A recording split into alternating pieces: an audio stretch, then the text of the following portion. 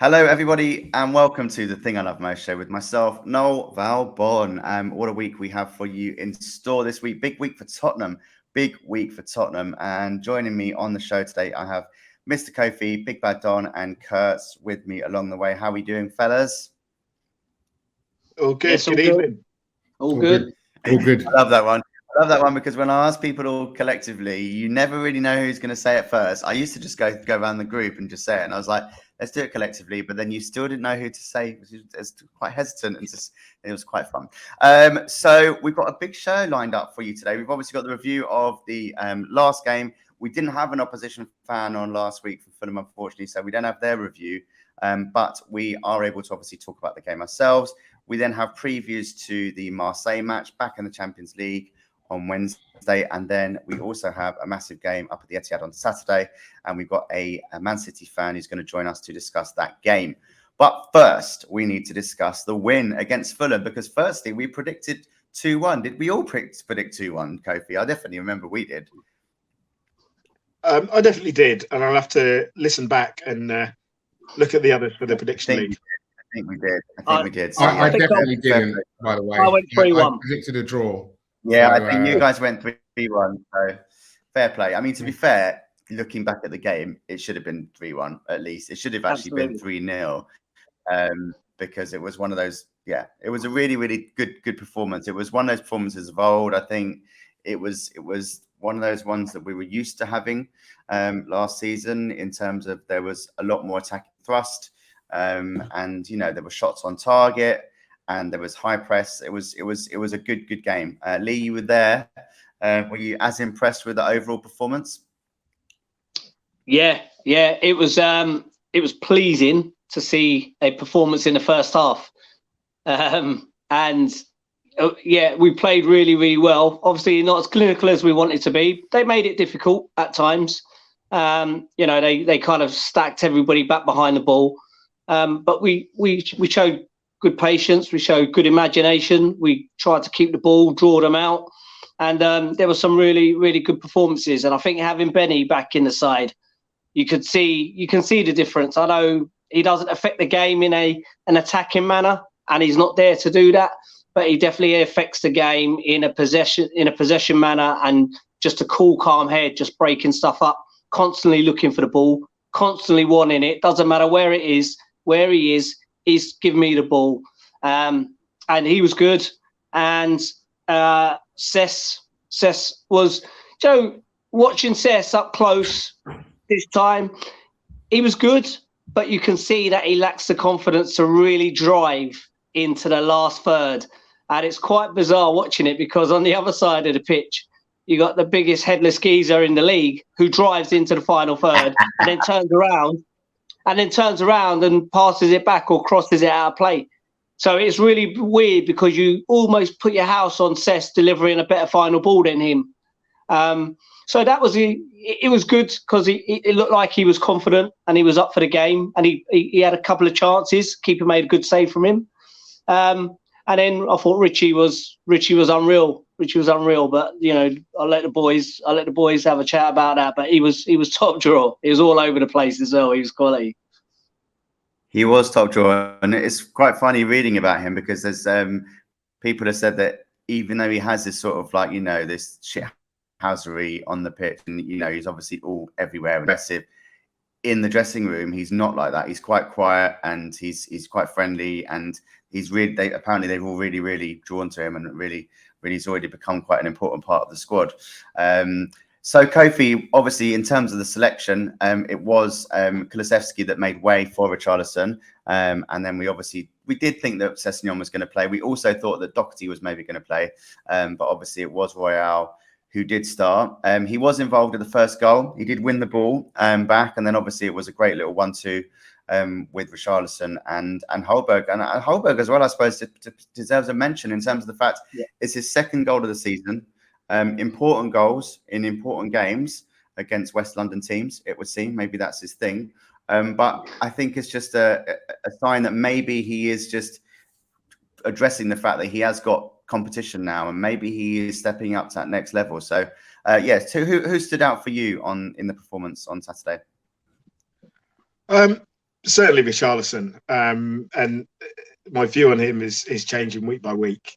The performances he puts in are fantastic. You know, whether he's come off the bench or, you know, as he did at the weekend, he started.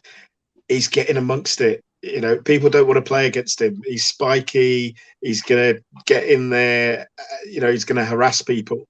And he has that side of him, but he's also got talent. He's got skills.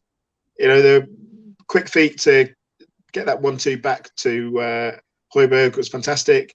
He plays other people in, and he's got an eye for goal. You know, he was unfortunate not to score himself. Great technique on his volley.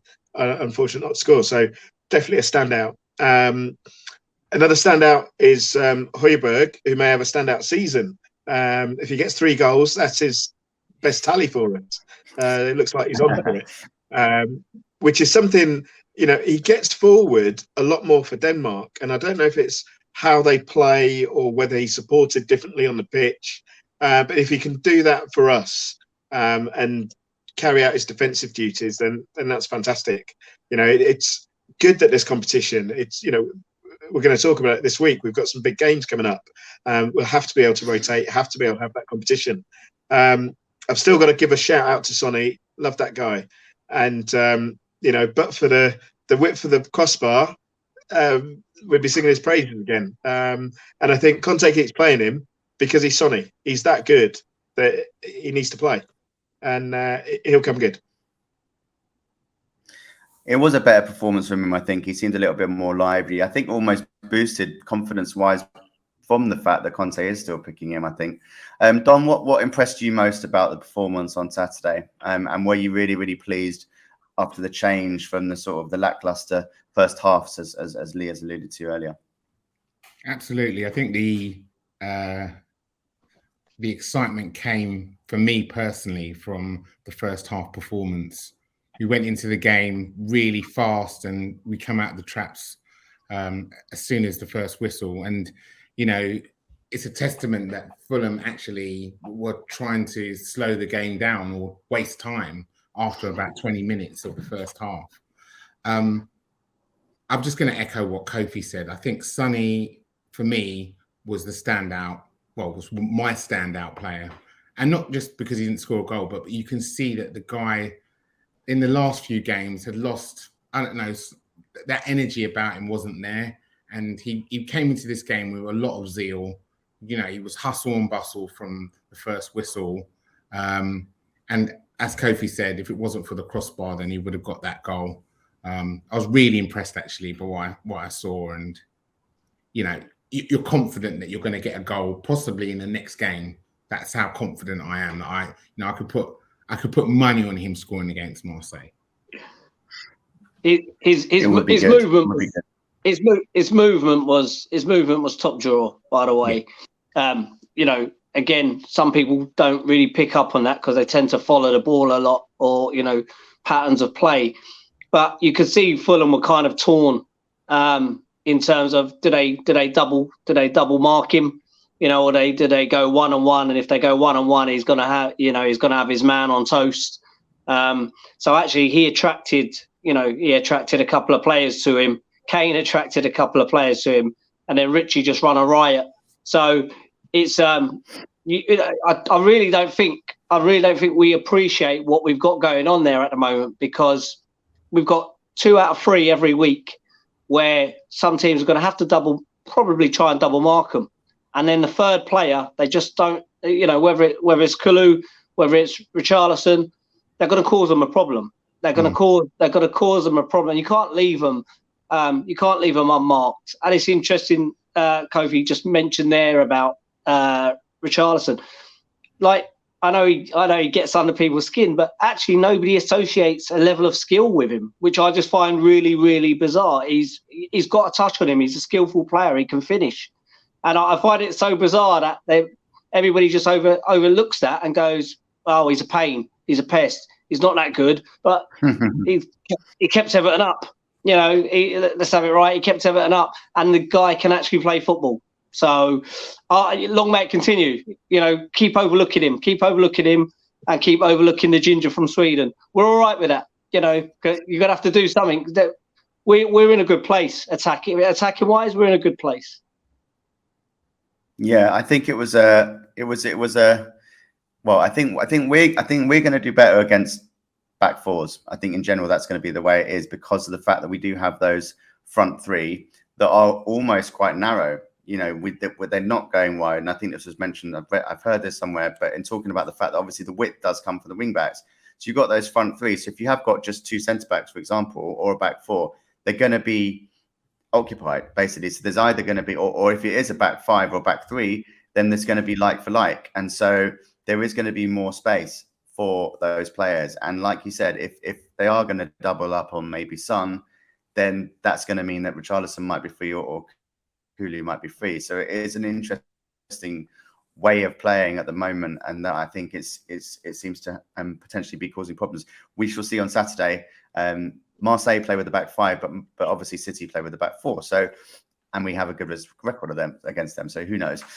So talk about the goal, Lee, because it was a terrible goal to concede because we were literally on the attack. That was when the shot hit at the post from Richarlison. It was that same passage of play. We could have won the ball back about 10 times. We didn't. It was a long lump ball upfield. And then I know you probably don't even want to talk about Romero's effort for the challenge, but it was pretty fucking shocking. And if we had drawn that game, we would surely be tearing him a new one because that was so poor. If you saw that in one of your coaching matches, you would surely be like throwing stuff on the pitch or doing something because that was weak.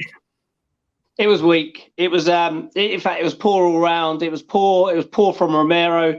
It was poor from Emerson getting back as well. And we tried to double up on Mitrovic, and we figured that he would try and work off the centre back and our left-sided centre back, and he got no joy. Actually, Dyer screened him really well in the first half. Dyer and Romero screened him really well, but once he kind of worked out that little bit of movement, he's a good finisher, and he got a lot of stick for this first time around in the Prem with Fulham. But the guy can finish. But yeah, it was so poor. It was lazy. It was almost that we were banking on getting 3 and then maybe 4, and we was halfway. You know, we was back halfway down the Tottenham High Road. That's what worries me. Just switching off like that, because you've got to put those games to bed. You've got to keep that 0. You know that will matter towards the end of the season, but you can't. Yeah, you couldn't give him that sort of space, and then we did it again 2-3 minutes later. You know, and Hugo's had to pull one out of the top drawer. I would just say maybe Romero at that point was starting to feel the game, just coming back from injury. You know, possibly as a big ask to go the full, the full 99 or 103 minutes. I think we played extra 7 minutes in the first half, so maybe it just kind of caught up with him. But we've got to be switched on, and we've got to learn to kind of be more. We've got to cover better. It wasn't a great effort down that side, so he got no joy out of the left side, and quite cleverly tactically moved himself to the right, and he got his goal, a well taken one. But you know, you give him that much time, what do you expect? Yeah, Mitrovic is a great finisher, and he's one of the many players who I'm thinking about putting in my fantasy league team at the moment. There seems to be a lot of mid-price strikers this year, which is good fun. So, I mean, we need to talk about, I think, just to finish on the fact, obviously, with the position that we're in. Obviously, the Scumbags lost the game on Sunday, so they're only 1 point ahead of us. We're level on points with City, who are shipping goals and who we will come to later on in the show.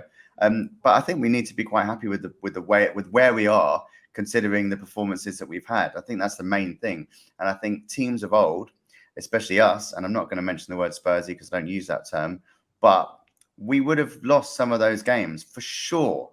And, you know, we talk about the mentality that we maybe would have needed, or the intensity that we maybe would have needed in the previous games, but we've still come out and we've still got results. So I think the team have to be commended for that fact. And we are in a good position with not playing well. We haven't hit form. Son hasn't even scored. And, you know, that is going to happen. They are going to click. And when Richarlison does suddenly, you know, really, we could even see it, that the way that he was linking up with Kane and Son on Saturday, that is only going to get better. And that is a threat. I'm telling you, that's a threat. So I know that the big dog up front, but we've got 3 or 4 little dogs.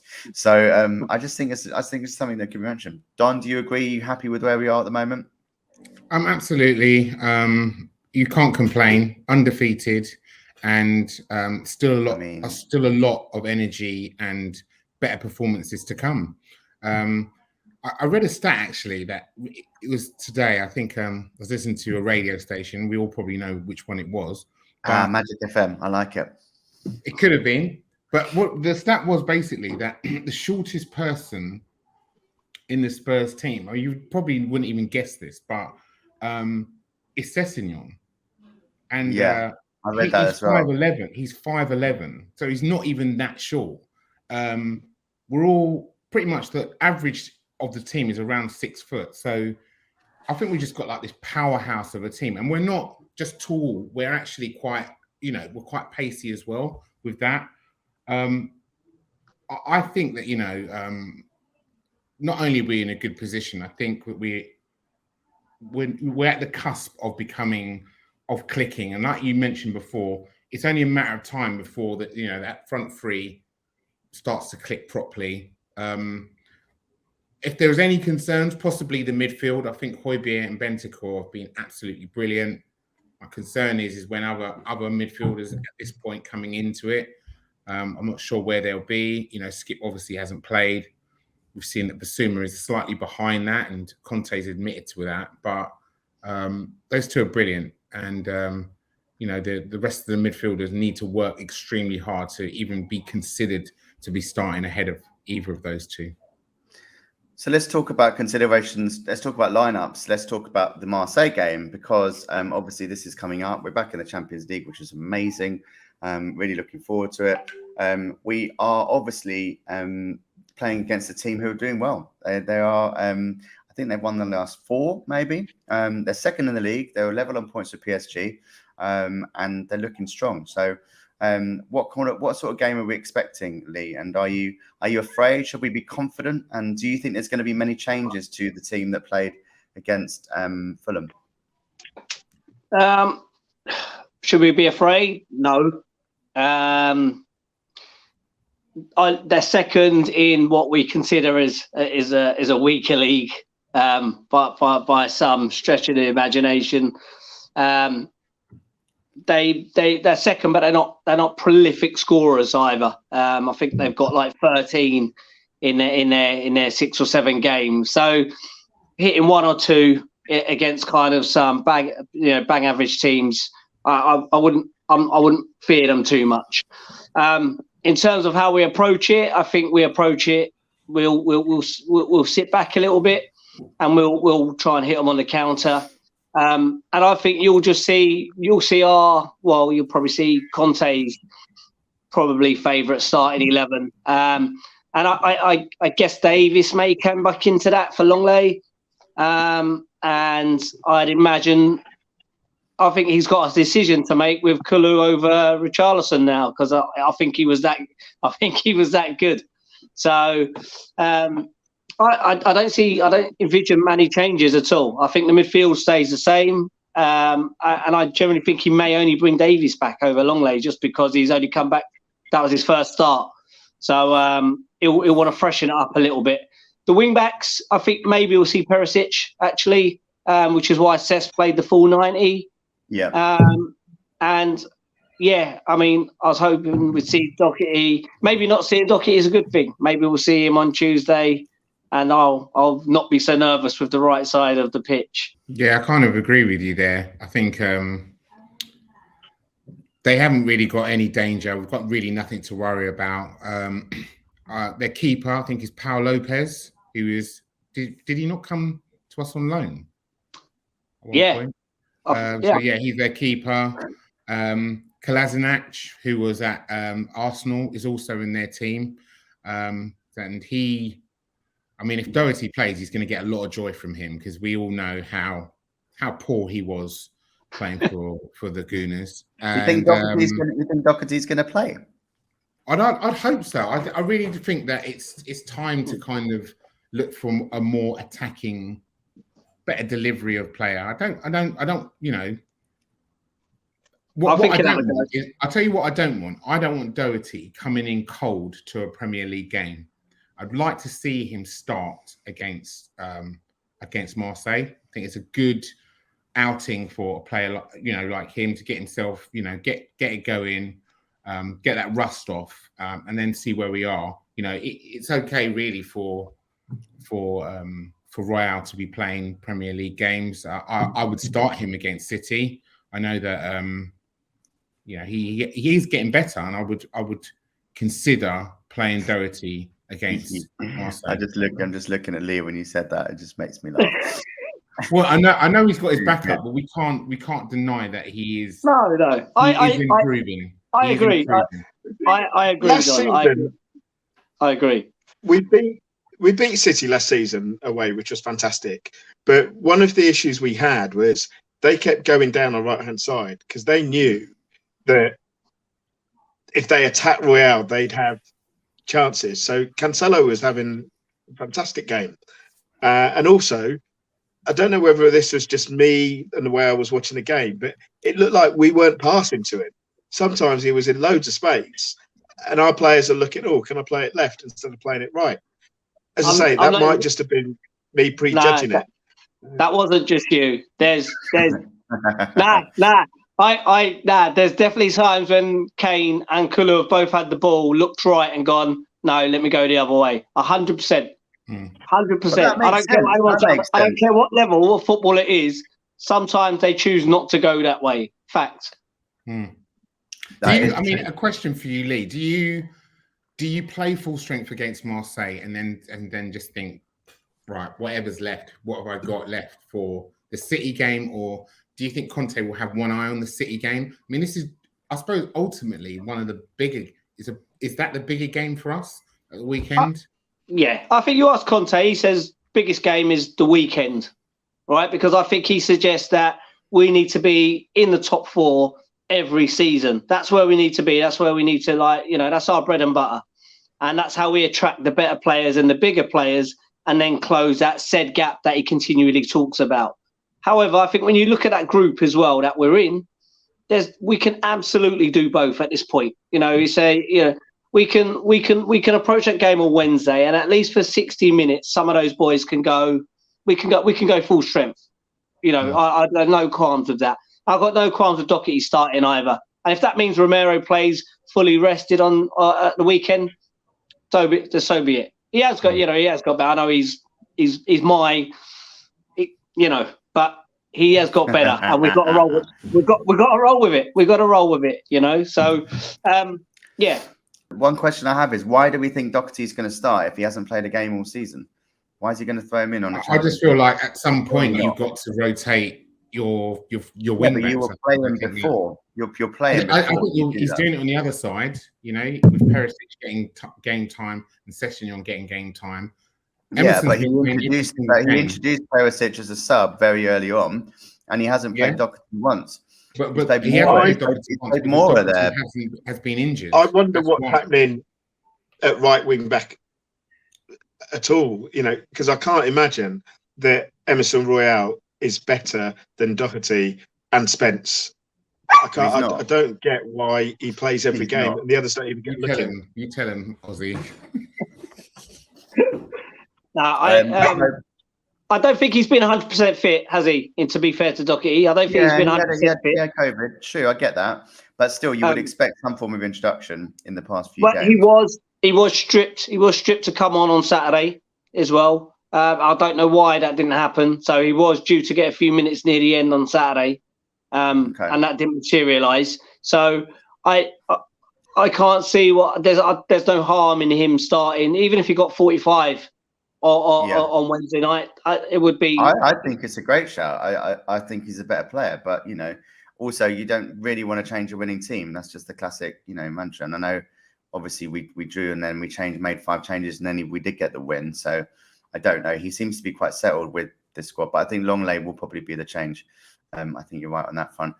So prediction-wise, obviously this isn't our league table because we don't have our opposition fans to be part of this. So just off the top of your heads, what we're thinking, I'm going to go for a very, very, very strong performance. and I'm going to say it's going to be 2-0 to us. 2-0 to us. What are your thoughts, lads? Kofi? I'm feeling a strong performance too, and a 3-0. I think we'll see what Don was talking about the other day. A great European night and some football on the front foot. That's what we want to see. Don, are you in agreement? Yeah, I'll add a goal to that. So I'm going to go 4-0. 4-0. Right, boy, man. Yeah, I do. I think again. Premium European nights back. I can see Sonny getting at least a brace, and there'll be a number of team members just itching to get a Champions League goal. Likes of Richarlison. They look quite tight. They look quite tight defensively, though. But I know, as he alluded to, obviously before, there is obviously it's a lower level of league, but they do look tight defensively, and they just don't score that many. So that's why I'm going for 2-0. Lee, final prediction from yourself. Yeah, let me kind of bring it down a little bit, because trust somebody to step on the ball and give something stupid away. I'm going to go for a 3-1 Tottenham victory, though. I think we'll play. I think we'll play a good tactical European game. I think we'll suck them in. They'll fall for it, and then we'll go. I'll go for 3-1. Good to hear. I like that. Across the board, clean sweep of potential victories. So fingers crossed that's going to be the case. 3 points on the board. It's actually quite good, I think, that we do play these guys, because are they the most? How are we assessing this group in terms of quality? Because obviously Frankfurt are like 10th, 12th in their league, and only really qualified because they obviously won the Europa against Rangers on penalties. So not exactly like the most elite in that pot one. And then obviously Sporting Lisbon, where we're going next week, second in the league. You know, who's our biggest threat, do we think, in this league? Could be ourselves now. Remember that banana skin you were talking about? Oh, for fuck's sake. Jesus no, Christ. Seriously, I think we just need to go and beat these teams and get through to the next stage, because the draw is fantastic. We haven't got anyone that we need to be scared of in this group. Just go and win the games, maybe get some draws away, get through the group, have done with. Once again, this week we have our opposition fan who is going to be talking us through the preview to our game with City on Saturday. And we have Mr. Jason Sidlow from the JSGC fan channel on YouTube. Jason, how are you? Welcome to the show. I'm good. Thank you very much. Thank you very much for having me on.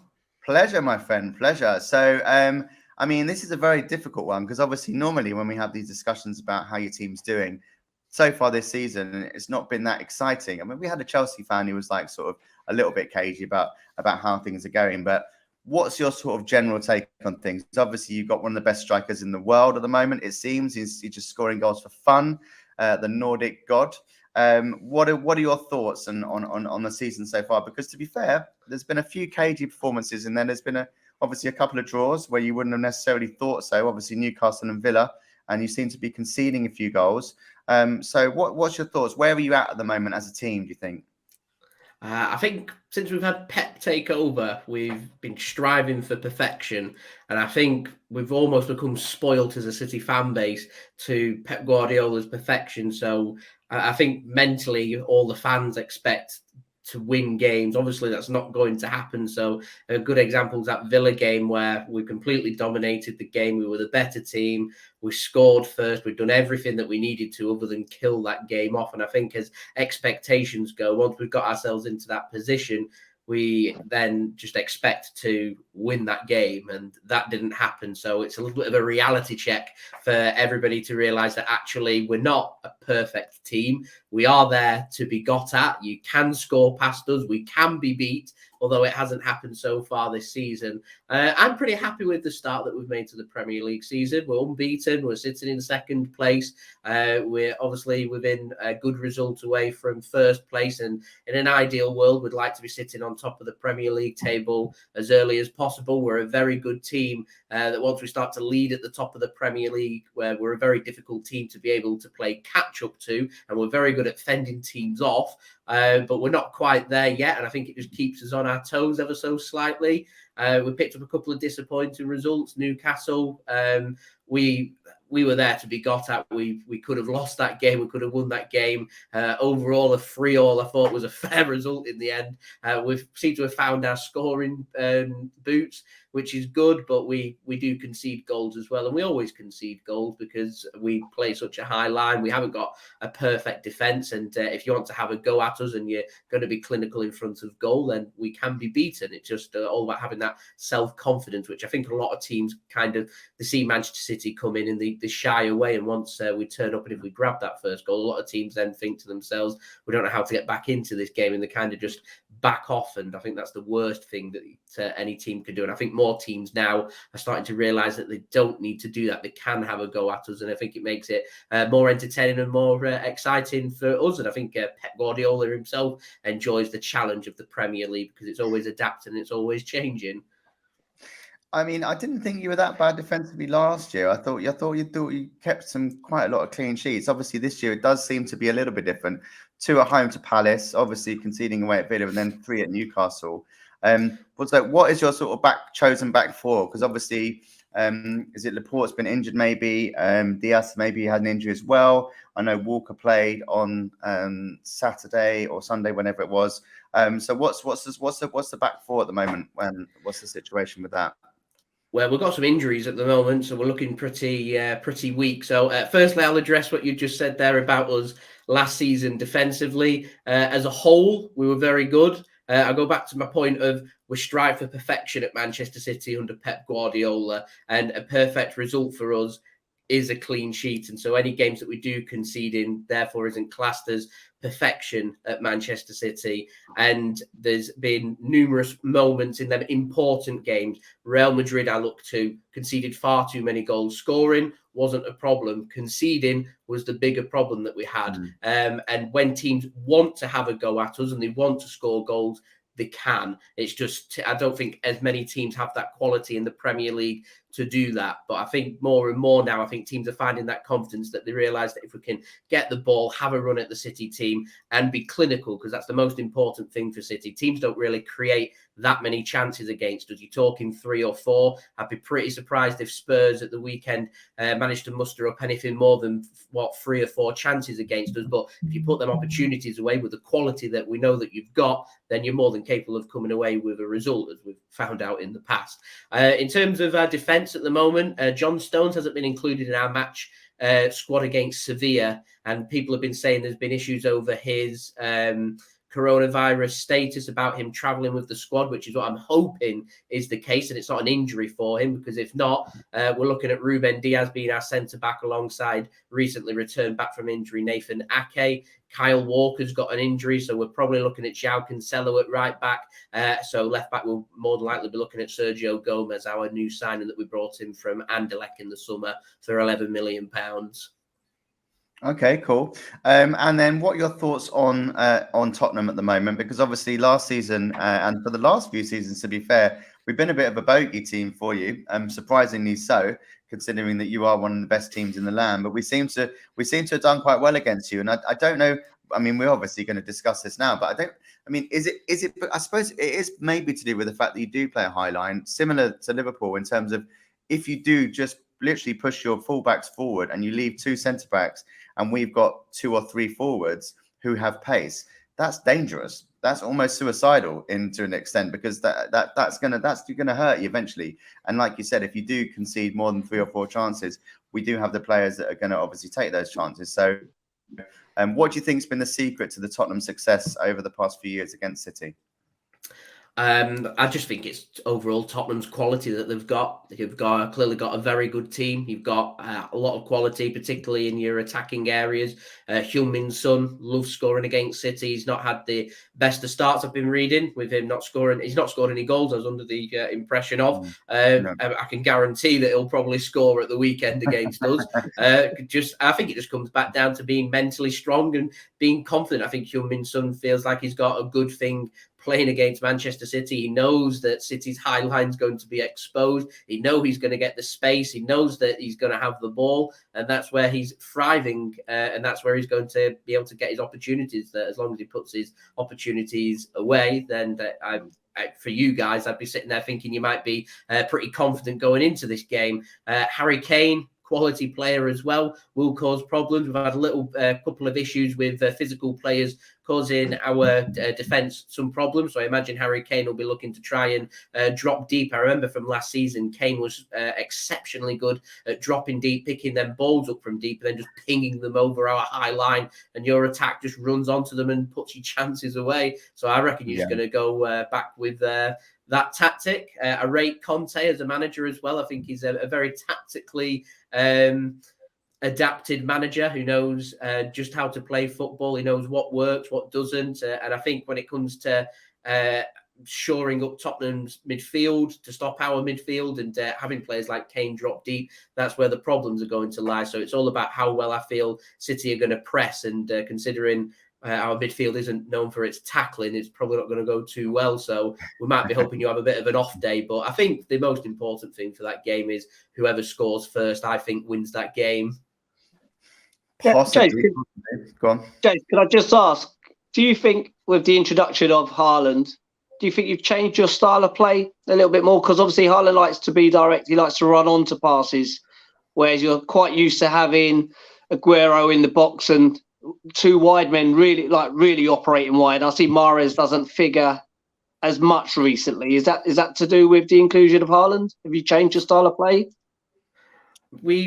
We've made a lot of sales in the summer, and I think the two biggest losses we've had in terms of our style of play have been Raheem Sterling and Gabriel Jesus. We haven't got the direct quickness of Raheem Sterling out wide, so we're having to adapt ever so slightly, which is why I think we brought Grealish in and spent so much money last summer. I think he's going to be pretty pivotal to how we play for the upcoming season, and we've been hoping that Phil Foden would really hit the ground running, but due to his lack of pre-season, it's been a bit of a slow start for Phil, and he's been a bit hit and miss. So I think City have almost got to the point where, what do we need to do? Well, we just need to make sure we're putting quality balls into the box, and that's where Erling Haaland will be feeding off them to try and score them goals, because we're a very good team at building up attack. We're very good at getting into the final third. It's about what we do in that final third is what counts, and it's all about getting Haaland involved as much as possible. So I think what City need to do, and it's by no means perfect at this moment in time, because I don't think we actually know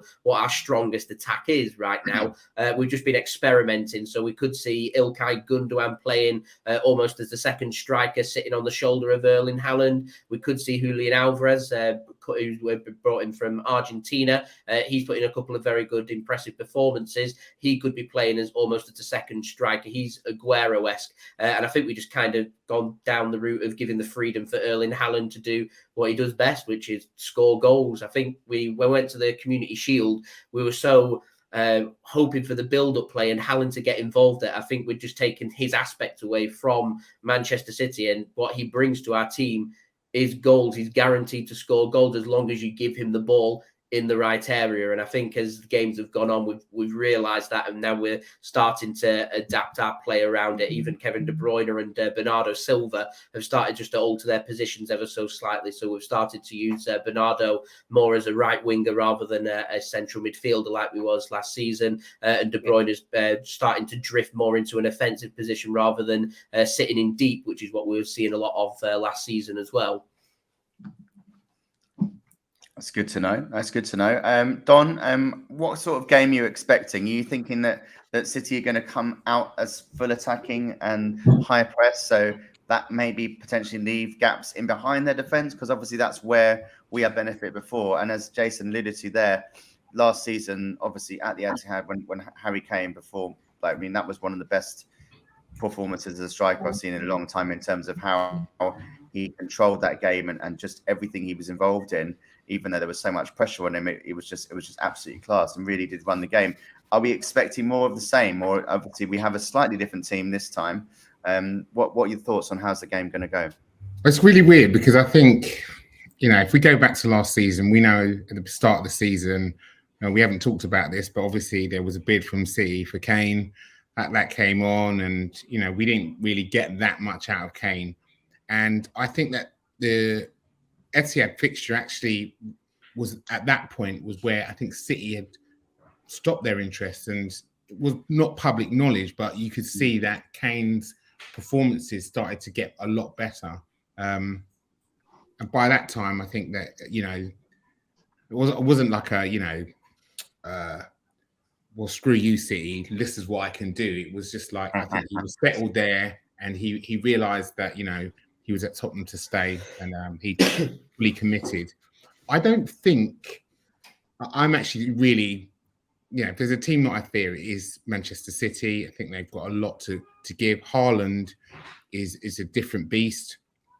He hasn't even started scoring goals that I've seen him score in the Bundesliga. At the moment, he's been getting the service, and it's a lot of, not say tap-ins, but he's in the right place at the right time.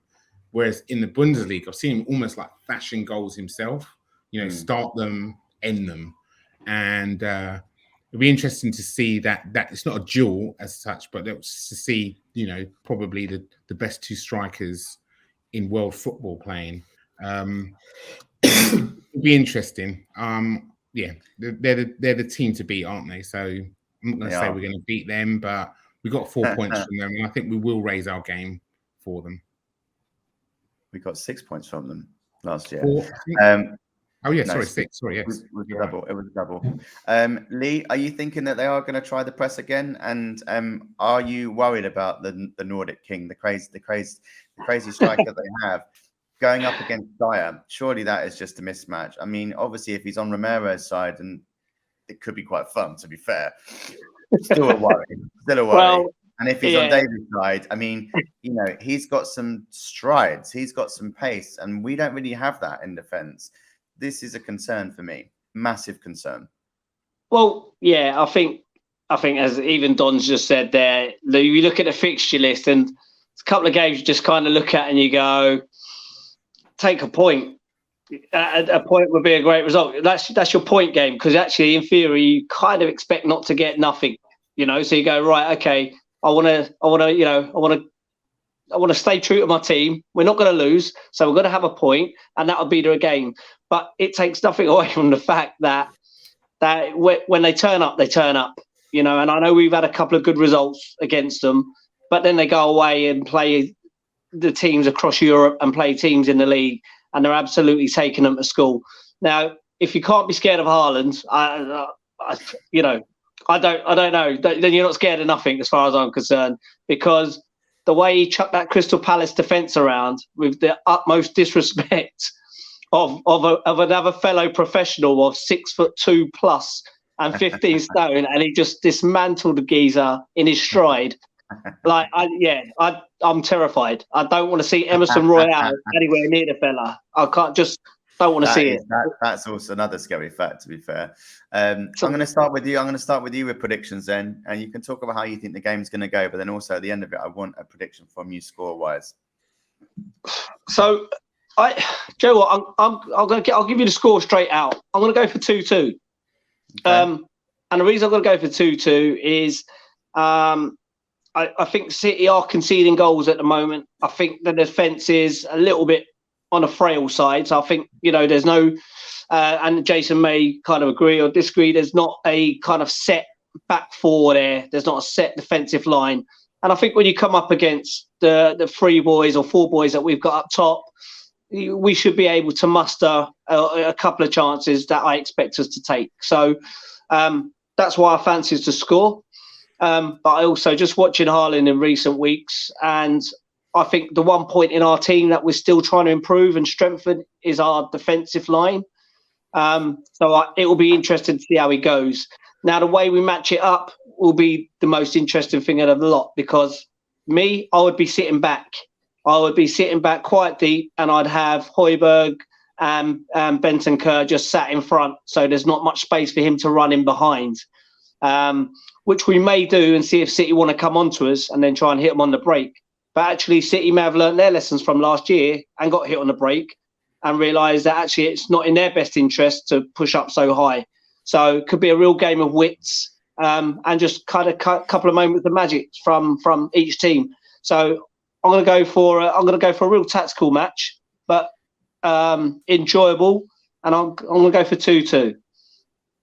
I like that. Okay, Don, over to you for your prediction. I'm going to go 1-1. 1-1. Okay, 1-1. Oh man, I never predict a loss. I can't predict a loss. I've just got a feeling we're going to lose, but I don't want to predict it because that's bad. You can't predict your own team to lose. That's shit. No, but I think we're going to, yeah, that's shit. But I'm not going to predict a loss. I'm going to say it's going to be 2-2 as well. I'm going to go for 2-2. I'm going to back my boys, but I'm scared. I'm not going to lie. You know, at the end of the day, we'll still be in the top 4, even if we do lose. We've had a good start to the season. We've got easy games to come, like, you know, the Scum down the road. So, yeah, we're going to be okay. All right, then, Jason, over to you for your predictions. What do you think, my friend? I'm thinking goals from this game. I can see Spurs grabbing at least a couple of goals. So I'm hoping it's going to be a case of we score one more than you. So I'm going to go for 3-2 Manchester City for this game. My head's telling me it could be a 3-3 and we share the spoils. And right now, I don't think that would be a disappointing result for either team. We're looking at 2 exceptionally high quality teams here. So I wouldn't be too disappointed with a high scoring point. But I'm always going to predict Manchester City to win regardless. So I'm going to go 3-2 Manchester City. I'm going for Haaland to grab a brace for this game. I'm going for Heung-min Son to grab a brace for Spurs as well. Nice predictions. Fingers crossed. Okay, well, I really appreciate you coming on, Jason. Lovely to meet you, my friend. Problem. And thank you very much for having me on. And we'll catch up with you next week after the game and see what your thoughts are on the game. Fabulous. Thank you very much. Have a nice evening. Bye-bye. See you later. I mean, he called us an exceptional team, so that's, yeah, exceptional high quality. You can't get better than that. The thing to remember is we always beat them, so they don't look at us in the way other teams might. It's true, actually. Yeah, they don't look at us as like. Yeah. So it's time for Kofi's prediction, seeing he's just rejoined after some dog/internet issues. I'm never normally sure what's going on, but what are we thinking, Kofi, in terms of what your thoughts on the game and the final score, please? It's going to be a high-scoring game, I feel. Obviously, from their perspective, they're still playing like City, and then they've added Haaland into that, and so there's going to be goals from them. From our perspective, we love playing City, and we enjoy it, and we always play well against them. So I see a 2-2 draw. 2-2 draw. Everyone's going for a Desmond. I like this. Okay, fair enough. Good times. All right. Well, thank you, guys. It's apologies for the internet connections if that's been the case across the show. I know it's been quite difficult for me. Yeah, hopefully it's all been okay your end, listening and watching. It's time to wish ourselves happy birthday because we are 140.